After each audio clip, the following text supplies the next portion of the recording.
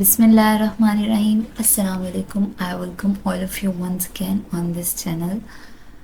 So, my dear students, in our previous video, we talked about atomic and subatomic levels, molecular level, organelles and cells, tissue level, and in this video, we are going to discuss about organ and organ system level, individuals, population, and community. Well, first we talk about organ and organ system level. Organ क्या होता है? जब different tissues मिलते हैं, एक जगह assemble करते हैं, इकट्ठे होते हैं और फिर अपना अपना काम परफॉर्म करते हैं ना, उसको हम कहते हैं ऑर्गन्स। अब इनकी एग्जांपल में क्या क्या आता है? ब्रेन, जिसका काम क्या होता है? सोचना, डिफरेंट सिग्नल्स प्रोवाइड करता है हमारी बॉडी को, क्या करना चाहिए क्या नहीं करना चाहिए। किडनीज, लिवर, हार्ट, मतलब ये सारे के सारे हमारी बॉडी के अंदर जो स्ट्रक्चर्स प्रेजेंट हैं, ये उसके ऑर्गन्स होते हैं। अब जब डिफरेंट ऑर्गन्स एक दूसरे के साथ मिलेंगे, एक जगह पे इकट्ठे होंगे, तो पूरे का पूरा ऑर्गन सिस्टम बनाएंगे। अब होगा क्या कि इस सिस्टम के अंदर, जिस तरह फॉर एग्जांपल ऑर्गन सिस्टम की एग्जांपल्स में क्या क्या आता है? डाइजेस्टिव सिस्टम आता है, नर्वस सिस्टम आता है, स्केलेटल सिस्टम आ जाता है, डिफरेंट सिस्टम्स आते हैं। तो वो उन सिस्टम्स के अंदर डिफरेंट ऑर्गन्स इन्वॉल्व होते हैं, लेकिन वो ऑर्गन्स जब एक सिस्टम का पार्ट बनते हैं ना, तो फिर वो काम भी एक स्पेसिफिक परफॉर्म करते हैं। अब जिस तरह से अगर हम बात करें डाइजेस्टिव सिस्टम की, तो उसके अंदर क्या क्या इन्वॉल्व होता है? माउथ के इनर पार्ट्स होते हैं वो इन्वॉल्व होते हैं, टंग आ जाती है, इसोफेगस आती है, स्टमक आता है, फिर आपके इंटेस्टाइन्स, स्मॉल और लार्ज इंटेस्टाइन्स आ जाती हैं। सो इस तरह डिफरेंट पार्ट्स इन्वॉल्व होते हैं। अब इन सब ने करना क्या है? इन सब ने डाइजेशन में हेल्प आउट करना है, क्योंकि we are talking about basically digestive system, और ये सारे के सारे उसका पार्ट है। सो एक सिस्टम के जितने भी ऑर्गन्स पार्ट होंगे, वो मिल के उसी एक काम में हेल्प आउट कर रहे होंगे। जिस तरह से इस पिक्चर के अंदर भी दिखाया हुआ है कि ये सेल था, जब एक ही तरह के सेल्स एक जगह पे इकट्ठे हुए, उन्होंने मिलकर टिश्यूज़ बना दिए। जब डिफरेंट टिश्यूज़ मिले, उन्होंने एक ऑर्गन बनाया। जब डिफरेंट ऑर्गन्स मिले, तो उन्होंने एक पूरा का पूरा ऑर्गन सिस्टम बनाया। यहाँ पे भी ऑर्गन सिस्टम को ही दिखाया गया है, मतलब डाइजेस्टिव सिस्टम को दिखाया गया है। अब जिस तरह हमारी बुक के अंदर एग्जाम्पल दी हुई है स्टमक की, स्टमक एक ऑर्गन है और उसका काम क्या होता है? उसे फूड को डाइजेस्ट करवाना होता है, फूड की डाइजेशन करवानी होती है। उसके अलावा सिक्रीटरी एपिथीलियम आ जाती है, उसने क्या करवाना होता है? अब सिक्रीटरी एपिथीलियम असल में क्या है कि ये स्टमक का ही, हम स्टमक के पार्ट की बात कर रहे हैं कि स्टमक ने फूड डाइजेशन करवानी थी। फिर उसके पास सिक्रीटरी एपिथीलियम है, जिसने गैस्ट्रिक जूस रिलीज़ करवाना होता है। स्टमक के अंदर गैस्ट्रिक जूस रिलीज़ होता है, जिसने क्या करना है कि जब हम फूड को इंजेस्ट करते हैं ना, तो ऑब्वियसली हम जितने मर्जी हाथ धो के बैठे हुए हों, जितना मर्जी कोई प्योर फूड खा रहे हैं, आजकल वैसे अवेलेबल तो नहीं होता, लेकिन जितना मर्जी अपनी तरफ से हम सफाई सुथराई का ख्याल करें, लेकिन फिर भी माइक्रो ऑर्गेनिजम्स लाइक बैक्टीरिया वगैरह वो हमारी बॉडी के अंदर उस फूड के साथ इंजेस्ट तो हो जाते हैं लाजमन। अब ये गैस्ट्रिक जूस क्या काम करता है? ये उन माइक्रो ऑर्गेनिजम्स को इनएक्टिवेट कर देता है ताकि वो नेक्स्ट हमारी बॉडी के अंदर या इंटेस्टाइन्स के अंदर मूव ना कर पाए। तो इस तरह से ये हमारी बॉडी को प्रोटेक्ट भी कर रहा होता है माइक्रो ऑर्गेनिज्म से। उसके अलावा इसने डाइजेशन में हेल्प आउट करनी होती है, डिफरेंट इंजाइम्स रिलीज होते हैं जो फूड की मिक्सिंग करवा रहे होते हैं। जिस तरह से मस्कुलर टिश्यूज़ हैं, वो भी तो स्टमक के अंदर इन्वॉल्व होते हैं। अब उन्होंने क्या करना होता है? वो स्टमक की वॉल्स को कॉन्ट्रैक्ट कर देते हैं, इंजाइम्स रिलीज होते हैं, फूड की मिक्सिंग होती है। अब ये सारे काम तो हो गए एनिमल्स के अंदर, मतलब ह्यूमन बॉडीज़ के अंदर स्पेसिफिकली अगर हम बात करें तो। लेकिन उसके अलावा प्लांट्स भी तो लिविंग ऑर्गेनिजम्स है ना, उनके अंदर किस तरह से ये सारे के सारे फंक्शंस हो रहे होते हैं? तो प्लांट्स के जो डिफरेंट ऑर्गन्स होते हैं वो होते हैं रूट्स, उसकी शूट्स, लीव्स, फ्लावर्स, ये सब हो गए। अब रूट्स ने क्या करना होता है कि वो डीपली सॉइल के अंदर जाती हैं, ग्रो करती हैं, अंदर की तरफ डिफरेंट ब्रांचेस निकलती हैं, रूट हेयर्स निकलते हैं जो पूरी तरह से सॉइल के पार्टिकल्स को ग्रिप करके रखते हैं, जिसकी वजह से क्या होता है कि वो ग्रेविटी को रिस्पॉन्स कर रहे होते हैं, और फिर जितने मर्जी आंधी तूफान है कुछ हो, वो प्लांट को इधर से उधर हिलने नहीं देते, पौधा टूटता नहीं है। ठीक है, ये इस तरह से उसको मैक्सिमम हद तक ये उसको एंकरेज प्रोवाइड कर रहे होते हैं। उसके अलावा स्टोरेज का काम भी करते हैं। फिर शूट्स होती हैं वो अबव द ग्राउंड प्रेजेंट होती हैं, नज़र आ रही होती हैं। रूट्स तो अंडरग्राउंड होती हैं ना, सॉइल से नीचे होती हैं। Shoots above the ground present होती हैं, उन्होंने प्लांट को सपोर्ट प्रोवाइड करनी होती है। किस तरह से कि उनके ऊपर डिफरेंट जो ब्रांचेस निकली हुई होती हैं वो उसको मज़ीद स्टेबिलिटी प्रोवाइड करती हैं। जो लीव्स होते हैं वो सनलाइट को कैप्चर करते हैं एनर्जी के लिए। हर जो जो पार्ट उनके ऊपर प्रेजेंट होगा वो किसी ना किसी से प्लांट को सपोर्ट प्रोवाइड कर रहा होगा किसी ना किसी वे में। अब जिस तरह शूट्स हैं तो वो बेसिकली क्या काम करती हैं, वो उसको स्केलेटल स्ट्रेंथ प्रोवाइड कर रही होती हैं। वर्टिकली वो प्रेजेंट होती हैं और उसको पूरी तरह से स्ट्रेंथ प्रोवाइड कर रही होती है ताकि प्लांट का एक जो अपवर्ड स्टेचर है ना वो बरकरार रहे और प्लांट सीधा खड़ा रहे। नेक्स्ट क्या है जनाब, लीव्स होते हैं और वो फूड की मैन्युफैक्चरिंग करते हैं, सनलाइट को एब्जॉर्ब करते हैं। फोटोसिंथेसिस का प्रोसेस होता है, फूड बनता है, ग्लूकोज शुगर्स वगैरह जो जिनकी हम बात करते हैं वो असल में उनका फूड होता है और वो लीव्स के थ्रू बन रहा होता है। ये तो बात होगी लीव्स प्लांट्स की। अच्छा जनाब, अब ऑर्गन सिस्टम हमने कहा कि एनिमल्स के अंदर तो बहुत सारे होते हैं, ठीक है, उनके मैंने कुछ के आपको नाम भी बताए। प्लांट्स के अंदर दो तरह के ऑर्गन सिस्टम्स इन्वॉल्व होते हैं। ये भी कहा जाता है कि नहीं होते, लेकिन हम कह सकते हैं कि दो तरह के ऑर्गन सिस्टम्स इन्वॉल्व होते हैं। किस तरह से, एक रूट सिस्टम और एक होता है शूट सिस्टम। अब शूट सिस्टम में फर्दर उसके दो तरह के पार्ट्स आ जाते हैं। इसमें एक पार्ट उसका होता है वेजिटेटिव पार्ट, जिसके अंदर उसकी ये लीव्स वाला पार्ट आ जाता है, ये जो उसकी ब्रांचेस निकली हुई होती हैं ये आ जाती हैं, स्टेम आ जाती है। और जो उसका वो उसका रिप्रोडक्टिव पार्ट होगा, सेकेंड पार्ट उसका, जिसके अंदर उसके फ्लावर्स और फ्रूट आ जाते हैं, जिससे फिर नेक्स्ट जनरेशन बनती है। इस तरह से ये प्लांट और एनिमल्स के ऑर्गन्स और ऑर्गन सिस्टम्स हो गए।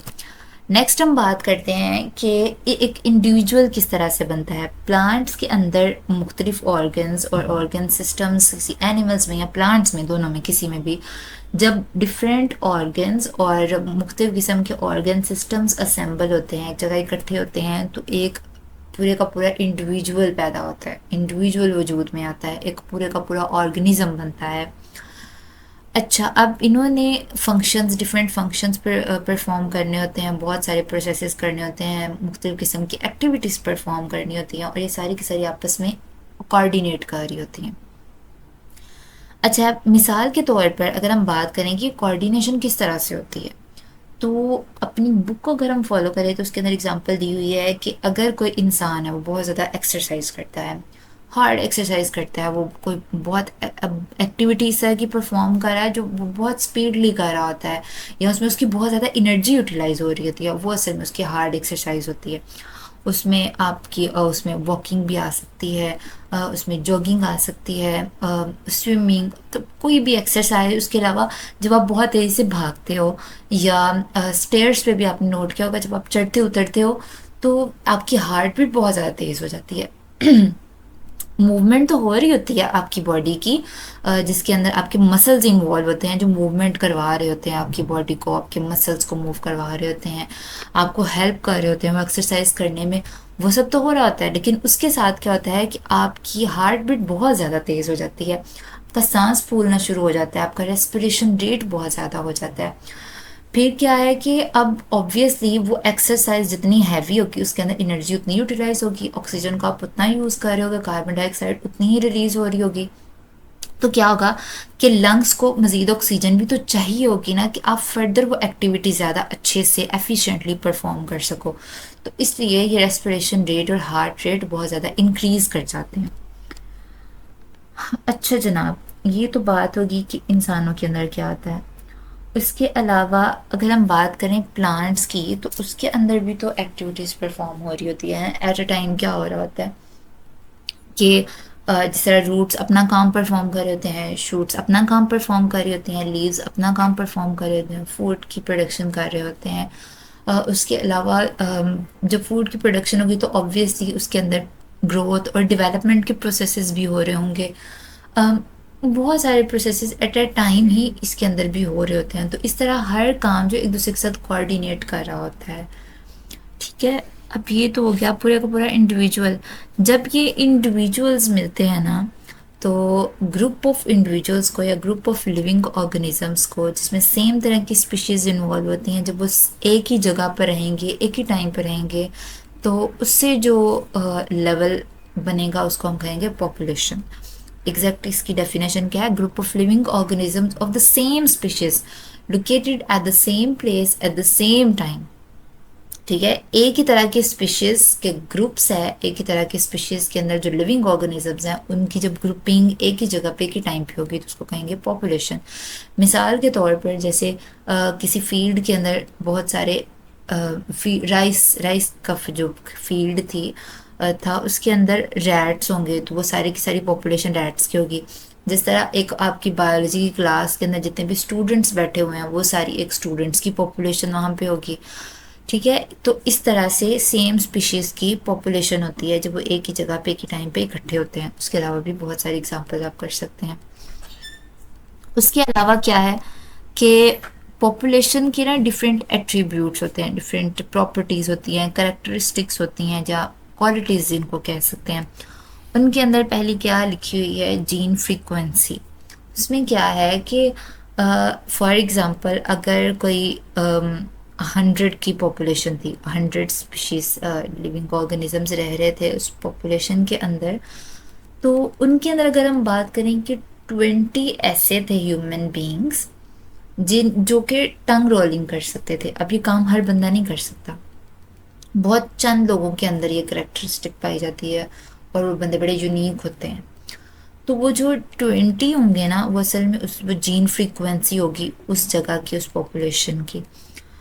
सेकेंड एट्रीब्यूट है जीन फ्लो, मतलब कि अगर ऑर्गेनिजम्स एक जगह से दूसरी जगह मूव कर रहे हैं, पॉपुलेशन एक जगह से दूसरे एरिया में मूव कर रही है तो उससे भी जीन फ्लो होगा। ठीक है, उसके अलावा जीन्स का किस तरह से ट्रांसफ़र होना, जैसे पॉलिनेशन का प्रोसेस होता है, जैसे बीज मक्खियाँ जो होती हैं वो पॉलिनेशन करवा रही होती हैं।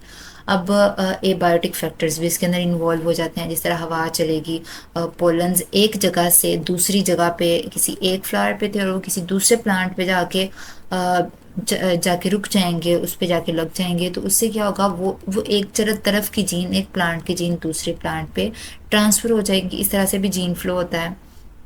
थर्ड क्या है? एज डिस्ट्रीब्यूशन, मतलब कि हम देखते हैं इसके अंदर कि किस तरह एक पॉपुलेशन के अंदर बच्चे कितने थे, टीनेजर्स कितने थे, 20 से 40 तक का जो लाइफ स्पेन था उस एज में कितने बंदे आ रहे थे, फिर अबव 50 कितने थे। इस तरह हम डिफरेंट एज के हिसाब से देते हैं कि इतनी एज के कितने बंदे इस पॉपुलेशन के अंदर रह रहे होते हैं, तो उसको हम एज डिस्ट्रीब्यूशन करते हैं इस तरह से। नेक्स्ट क्या है? पॉपुलेशन डेंसिटी, जितनी पॉपुलेशन के अंदर जितने ऑर्गेनिजम्स रह रहे होंगे उसकी डेंसिटी होगी। अगर वो कम होंगे तो वो उसकी डेंसिटी कम होगी, अगर वो ज़्यादा होंगे तो उसकी डेंसिटी ज़्यादा होगी। असल में अगर हम इसका मीनिंग जो करते हैं डेंसिटी का, वो करते हैं ना भारीपन कितना ज़्यादा होता है, वो देख रहे होते हैं हम। पॉपुलेशन प्रेशर क्या है? अब ऑर्गेनिजम्स जब बहुत ज़्यादा एक एरिया में हो जाएंगे तो उससे एक प्रेशर रिलीज होगा। ऑब्वियसली जब जब कोई चीज़ एक एरिया जिस तरह से, या एक फॉर एग्जांपल आप ग्लास की एग्जांपल अगर लेते हो तो उसके अंदर आप किसी हद तक ही पानी को फिल कर सकते हो ना। अगर आप उसको ओवर करते जाओगे तो पानी तो बाहर गिरना शुरू हो जाएगा। इसका मतलब ये है कि वो ग्लास की कैपेसिटी से ज़्यादा हो गया। अब इसी तरह से एक सर्टेन एरिया है तो उसकी भी तो एक कैपेसिटी है ना कि उसके अंदर इतनी ही पॉपुलेशन रह सकती है, इससे ज़्यादा नहीं रह सकती। इससे ज़्यादा अगर होगी तो इससे बाहर जाएगी या उससे मसले मसाइल पैदा होंगे। तो सेम इसी तरह से वो फिर पॉपुलेशन एक उस एरिया पे, इन्वायरमेंट पे प्रेशर एग्जर्ट करना स्टार्ट कर देगी, जिससे क्या होगा कि डिफरेंट ऑर्गेनिजम्स बाहर मूव करना शुरू हो जाएंगे।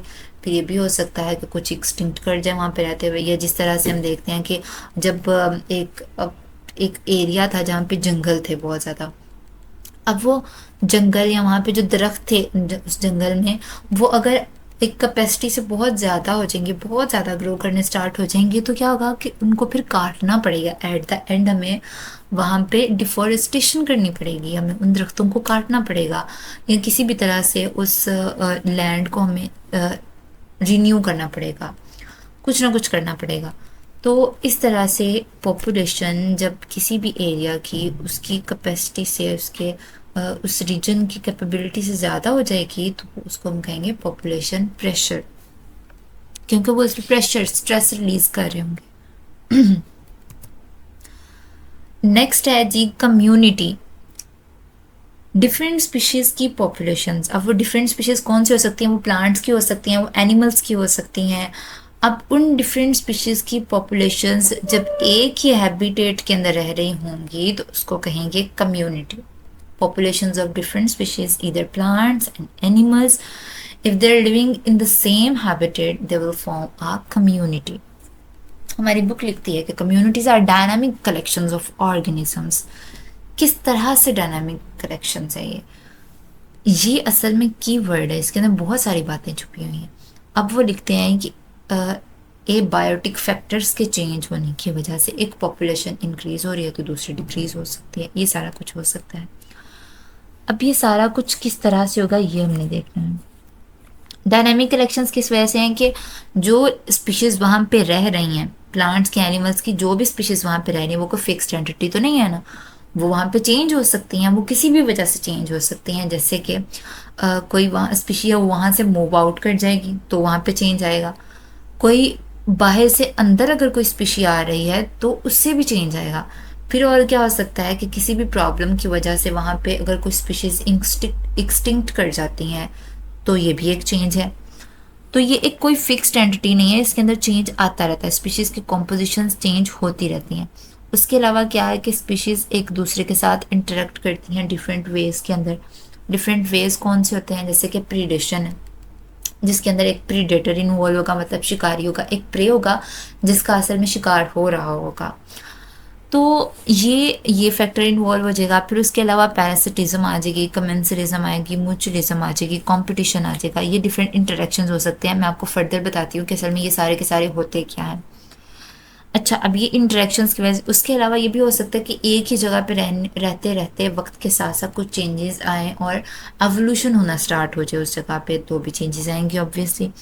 फिर ट्रॉफिक इंटरेक्शंस हो सकते हैं, मतलब कि अब हमें पता है कि एक ऑर्गेनिज्म दूसरे पे फीड किसी दूसरे पे फीड कर रहा होता है अपनी खुराक के लिए, वो ऑर्गेनिज्म किसी और पे फीड कर रहा होता है, इसी तरह फर्दर फर्दर एक और वो फर्दर किसी और पे फीड करता है, तो पूरी की पूरी एक फूड चेन बन जाती है। अब डिफरेंट फूड चेन्स जब मिलती हैं एक जगह पे तो पूरे का पूरा एक नेटवर्क बन जाता है जिसको हम फूड वेब बोलते हैं।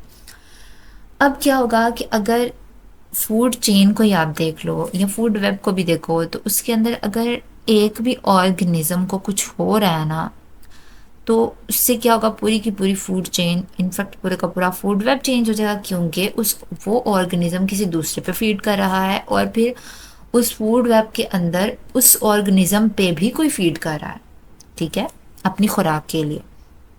तो इस तरह से पूरे की पूरी फूड चेन के अंदर, फूड वेब के अंदर डिस्टर्बेंस आ जाएगी, इसकी वजह से भी कम्युनिटी में चेंज आएगा। फिर क्या है कि टेम्परेचर चेंज होने की वजह से अगर बाहर का टेम्परेचर बहुत ज़्यादा हो गया है या बहुत लो भी हो गया है तो कुछ ऑर्गेनिजम्स होंगे जिनके अंदर इतनी कैपेबिलिटी होगी कि वो उसको उसके अंदर विथस्टैंड कर सकें, उस टेम्परेचर को बियर कर सके, उसके अंदर सरवाइव कर जाएं, अपनी रिप्रोडक्शन भी करते रहें, अपने सारे प्रोसेसेस भी करते रहें, किसी ना किसी तरीके से उस टेम्परेचर को ओवरकम कर जाएं। कुछ ऑर्गेनिजम्स होंगे वो उसको बियर नहीं कर पाएंगे तो वो मर जाएंगे, ख़त्म हो जाएंगे। इस तरह से एबायोटिक फैक्टर्स डिफरेंट कम्युनिटी के अंदर चेंज लाते हैं, जैसे एक ऑर्गेनिज्म का लेवल ज़्यादा हो सकता है और दूसरी कम हो सकती है। फिर हमने बात की थी ऑर्गेनिजम्स की कि किस तरह से ऑर्गेनिजम्स का इंटरेक्शन कई तरीकों से हो सकता है। प्रीडेशन के अंदर मैंने कहा कि प्रीडेटर होता है, एक प्रे होता है। प्रीडेटर जिस तरह हम कहें कि जैसे कि लाइन एक प्रीडेटर है ना, वो ज़ेब्रा को खाता है। इसके प्रीडेशन का जो ये असल में इंटरेक्शन ही ऐसा होता है जिसके अंदर एक ऑर्गेनिज्म दूसरे को किल करता है, जैसे कि लायन ज़ेब्रा को किल कर देता है, उसको खा लेता है, उसको यूज़ कर लेता है अपने फूड सोर्स के तौर पे।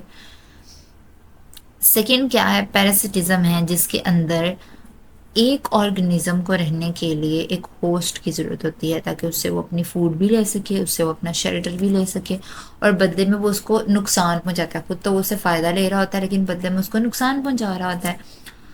जैसे कि